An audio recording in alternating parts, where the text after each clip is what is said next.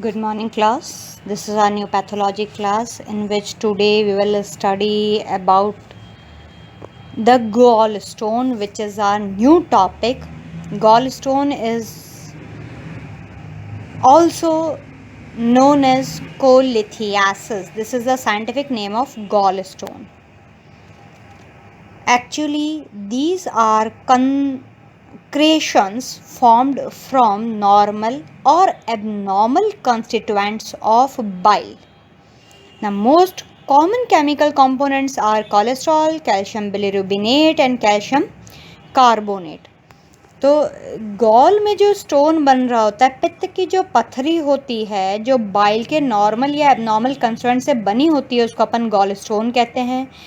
इनका जो chemical components है उसमें mainly cholesterol, calcium bilirubinate, calcium carbonate आते हैं। और ये स्टोन्स 3 तरह के होते हैं, मिक्स्ड स्टोन्स, प्योर स्टोन्स और कंपाउंड स्टोन्स।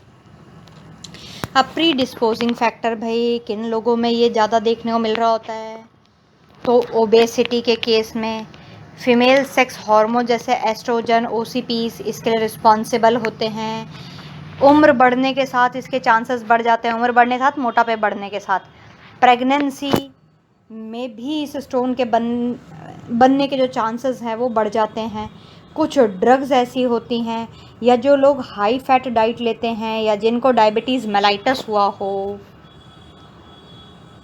अब इसका और इसके फैक्टर्स को लिथोजेनिक बाइल, न्यूक्लिएशन और स्टासिस और हाइपोमोटिलिटी ऑफ गॉल ब्लैडर से भी जुड़ा हुआ हम इसको पढ़ते हैं या फैक्टर्स मानते हैं। जैसे लिथोजेनिक बाइल के अंदर कोलेस्ट्रॉल ओबेसिटी की वजह से बढ़ जाता है, या डाइट में अगर कोलेस्ट्रॉल बढ़ जाता है तब भी इसके चांसेस बढ़ जाएंगे, या बाइल एसिड कम हो जाए किसी भी फैक्टर्स की वजह से जो नाम लिखे उन फैक्टर्स में, या बिलिरुबिन बढ़ जाता है जैसे हीमोलाइटिक एनीमिया में बढ़ जाता है तो इसकी वजह से भी हो जाएगा। न्यूक्लिएशन में प्रो न्यूक्लिएटिंग फैक्टर्स अगर ज़्यादा हो जाते हैं जैसे म्यूसिन वगैरह, या एंटी न्यूक्लिएटिंग फैक्टर्स कम हो जाते हैं जैसे एपोलाइपोप्रोटीन्स, तब भी गॉल स्टोन बन जाता है।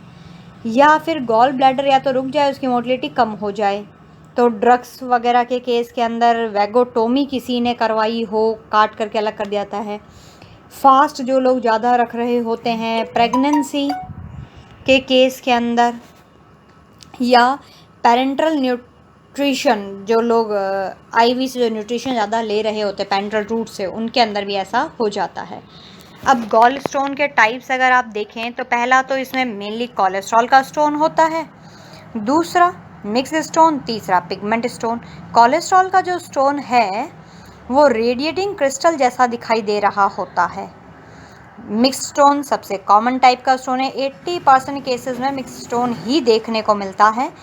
इसमें कोलेस्ट्रॉल, फॉस्फेट के कैल्शियम सॉल्ट, फॉस्फेट और कार्बोनेट के कैल्शियम सॉल्ट्स, पामीटेट, प्रोटीन्स और बहुत सारे मल्टीपल फैसेटेड चीज़ें होती है जो मिक्स स्टोन के लिए रिस्पॉन्सिबल होती हैं। तीसरा पिगमेंट स्टोन्स, ये छोटे छोटे काले, हरे या हरे काले रंग के मल्टीपन और स्लज लाइक स्टोन जो है वो दिखाई दे रहे होते हैं। पिगमेंट स्टोन में ब्लैक पिगमेंट स्टोन्स और ब्राउन पिगमेंट स्टोन हो सकता है। ब्लैक सबसे कॉमनली पाए जा रहे होते हैं, गॉल ब्लैडर में बनते हैं, कैल्शियम बिलिरुबिनेट, फॉस्फेट या बाइकार्बोनेट के। हीमोलाइटिक डिसऑर्डर्स जिनको होता है या लिवर सिरोसिस होता है उनमें ये स्टोन ज़्यादा पाए जाते हैं। ये मल्टीपल टाइप के होते हैं, स्मॉल हार्ड कंसिस्टेंसी के होते हैं। जबकि ब्राउन पिगमेंट स्टोन्स जो है वो गॉल ब्लैडर में बहुत रेयरली पाए जाते हैं, ये बाइल डक्ट में बनते हैं, बाइल स्टासिस से या इन्फेक्टेड बाइल से जुड़े हुए होते हैं। ई कोलाई, बैक्टीरियोइड्स वगैरह इसके लिए रिस्पॉन्सिबल हो सकते हैं। अब कोलिथियासिस किसी को हो जाए तो उसके क्लिनिकल फीचर्स, तो हमने बोला कि भाई फीमेल्स के अंदर कॉमनली ये देखा जा रहा होता है। 4F फैक्टर इसके साथ में जुड़ा हुआ है। 4F फैक्टर क्या है? फैटी फर्टाइल फीमेल, 40 और 50 और फ्लैट्यूलेंट पॉइंट इसके साथ में जुड़ा हुआ है। मतलब फीमेल्स के अंदर जो 40 एज या उससे अबाव के उनके अंदर कॉमनली देखा जाता है, और फर्टाइल स्टेज में वो होनी चाहिए।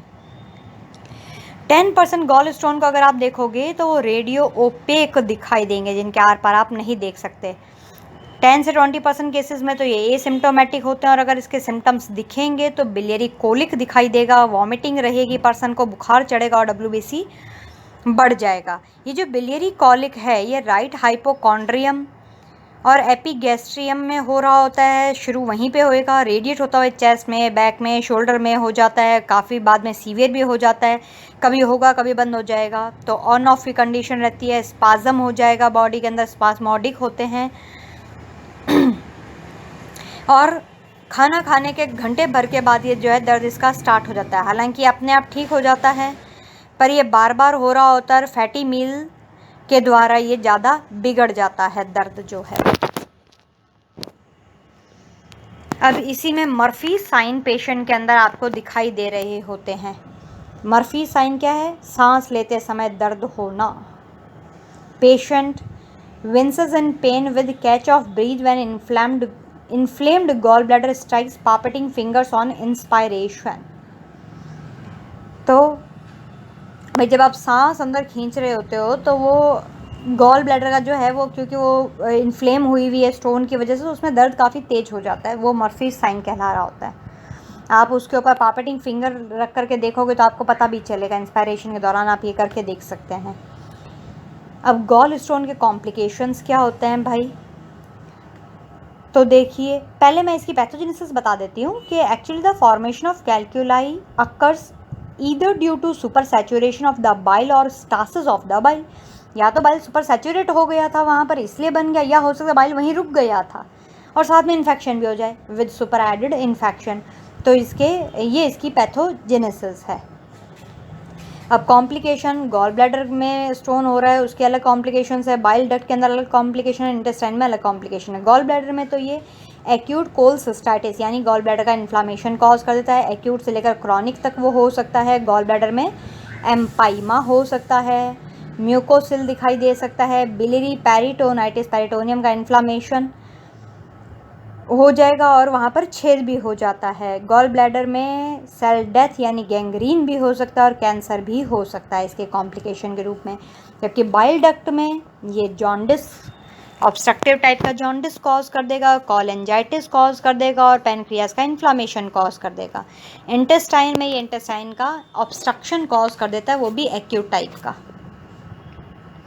अब मैनेजमेंट से पहले अपन इन्वेस्टिगेशन देख लें कि एब्डोमेन का यूएसजी आप करवा करके देख लीजिए, प्लेन एक्सरे एब्डोमेन का करवा सकते हो, लिवर फंक्शन टेस्ट करवाओगे तो कॉन्जुगेटेड बिलीरुबिन बढ़ा हुआ दिखाई देगा, एल्कलाइन फॉस्फेट आपको बढ़ा हुआ दिखाई देगा, फॉस्फेटेज आप कह लीजिए।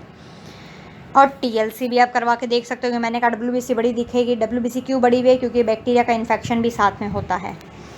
एक्सरे के अंदर रेडियो ओपेक शेडो देखो आप कैसी दिखाई दे रही है।